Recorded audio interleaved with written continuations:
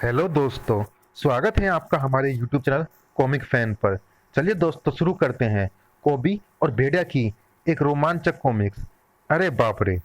चलिए शुरू करते हैं। कहते हैं जब जंगल में भीषण गर्मी पड़ती है तो झाड़ियां सूख जाती हैं।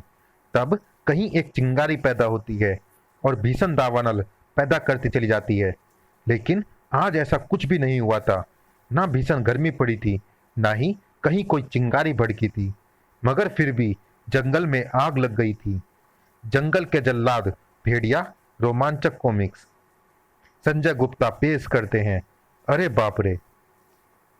जंगल में लगी आग की भीषण गर्मी का असर प्रत्येक जानवर पर था। हिन, बचाओ बचाओ, कोई है, कोई है। जंगल में उन चीखों को सुनने वाला सिर्फ एक ही शख्स था। बचाओ बचाओ। ओह। श्वास विप धप हिन। खामोश, एक जान तुम्हारे साथ अटकी हुई है। भेड़िया ने रकाब में फंसा उस व्यक्ति का पांव बाहर निकाला। न जाने कौन है ये, और ये घोड़ा पगलाया हुआ सा क्यों था। इसके बाल जले हुए हैं। बालों से उठती गंध बता रही है कि ये किसी आग से घबराकर भागा था, पर अब ये शांत हो चुका है। और वो कैसी आग थी ये बता सकता है इसका सवार, जो कि फिलहाल बेहोश है। इसे फौरन फूजो बाबा के पास ले जाना होगा। फूजो, बाल तो इसके भी जले हुए हैं। भेड़िया, मुझे लगता है ये और इसका घोड़ा दोनों किसी आग के बीच से होकर गुजरे हैं। कहाँ लगी है आग? पास ही लगी थी आग, जिसकी भीषणता को महसूस करने जा रहा था कोबी। ओह, क्या हुआ हरामखोरो? यूं अंधे होकर कहाँ भागे जा रहे हो? ची ब्रोंक ब्रैंक दाड़। किसको परवाह थी उस वक्त कोबी और उसके गुस्से की। हम्म। कोबी के गुस्से का ज्वालामुखी भड़क उठा। कोबी को टक्कर मारकर कहाँ भागता है मोटे आलू? लगता है तेरे कारण ही मच रही है यह भगदड़। क्याओ धम। अभी तुझे सबक सिखा देता हूं। लेकिन डरा हुआ वह भोला भाला प्राणी भला क्या जवाब देता? जवाब तो कोबी को खुद ही मिलने वाला था। कुर्र प्रांक ड्रम ड्रम दगड़ दगड़। ओह, ये क्या? सैकड़ों जानवरों की फौज इसी ओर दौड़ी आ रही है। प्रांज मां गुर्र गुर्र। अरे बाप रे। पंख। अगर मैं यहाँ खड़ा रहा तो ये सब के सब मुझे कुचलते हुए निकल जाएंगे। ऊपर चढ़ने के लिए कोई पेड़ तक आसपास नहीं है। भागो। लेकिन कहाँ तक भागता कोबी? वो तो जानवरों का पूरा समुद्र था। द्रुत वेग से भागता कोबी पेड़ों तक पहुंचा और बच गया। दगड़ दगड़ दगड़ दगड़।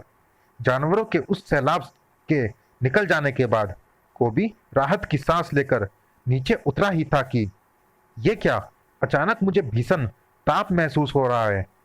घबराकर कोबी पलटा तो सामने का दृश्य देखकर उसके होश फाख्ता हो गए।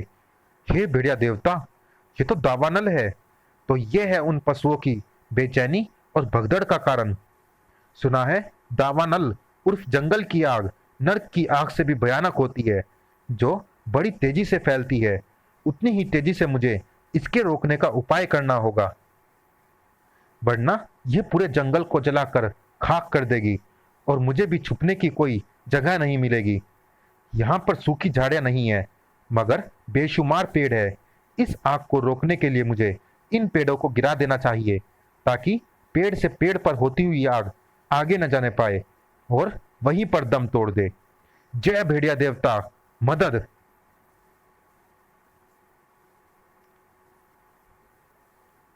तो फिर मुझे बुलानी ही पड़ेगी अपनी गदा।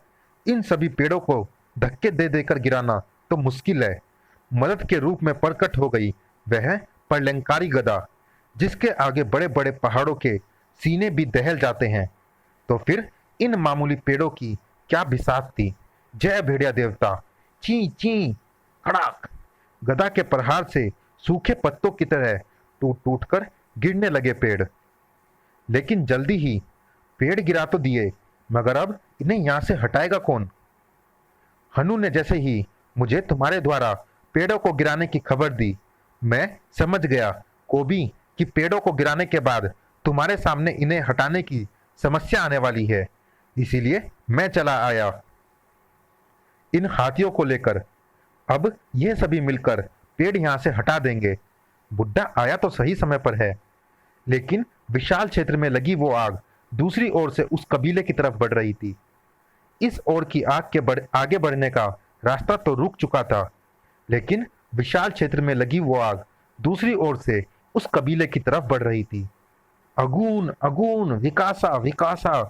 अगून मतलब जंगल की आग, विकासा मतलब सब कुछ जला देगी। भेड़िया जेन के साथ वहां पहुंचा। भेड़िया देवता अगून, इसका ताप तो झुलसाए दे रहा है भेड़िया। विकासा विकासा। ये आग बाढ़ के पानी की तरह कभी भी यहां पहुंचकर पूरे कबीले को जलाकर खाक कर देगी। हमें यह बस्ती तुरंत खाली करनी होगी।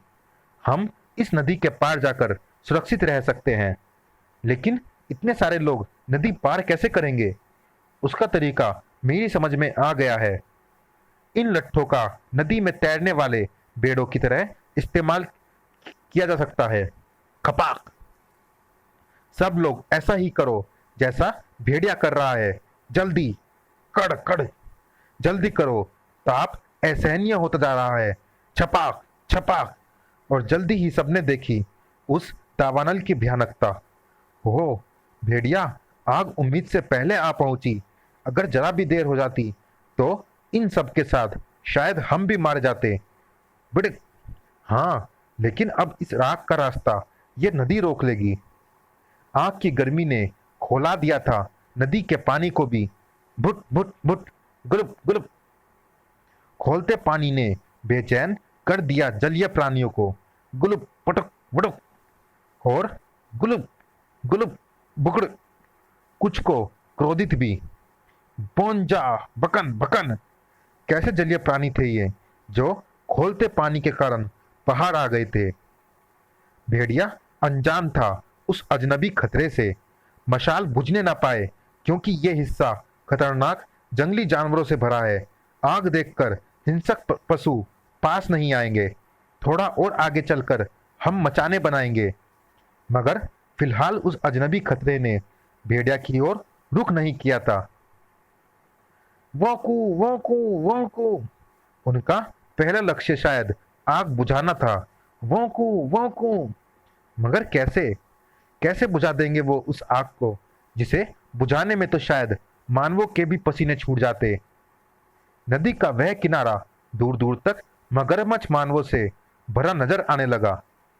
पम पम। चलिए दोस्तों, इस भाग में इतना ही। ये रोमांचक कॉमिक्स जारी है अगले भाग में भी। मिलते हैं इसी कॉमिक्स के अगले और अंतिम भाग में। तब तक के लिए धन्यवाद।